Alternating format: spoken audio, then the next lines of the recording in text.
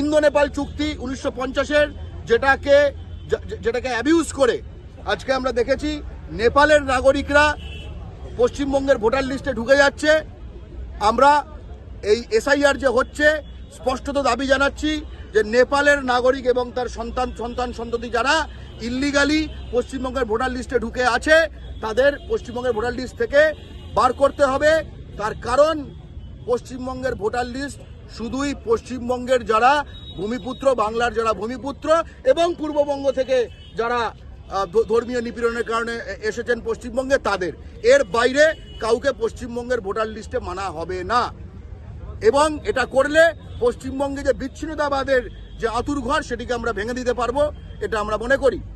একই সঙ্গে এসআইআর এর ক্ষেত্রে আমরা বলতে চাই যে এই অঞ্চল যেখানে আপনি যদি শিলিগুড়ি, জলপাইগুড়ি, উত্তর দিনাজপুর, দক্ষিণ দিনাজপুর থেকে শুরু করে আলিপুরদুয়ার, কোচবিহার দেখেন, সেখানে পূর্ববঙ্গ থেকে আগত অনেক সংখ্যক ধর্মীয় নিপীড়নের কারণে আগত হিন্দু, বাঙালি, রাজবংশী তারা রয়েছেন।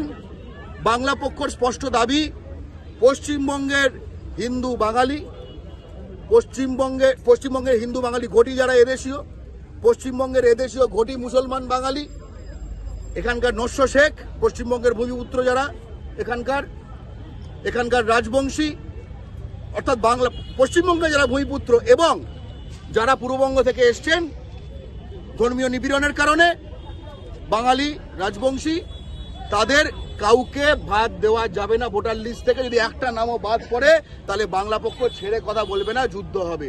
আজকে সেই দাবিতে পাহাড় থেকে মোহনা আমরা বাংলার ভূমিপুত্ররা, বাঙালি, রাজবংশী, কোচ, মেচ, সাঁওতাল, রাভা সকলে আমরা একত্রিত হয়েছি আমরা এই মহামিছিলে। জয় বাংলা।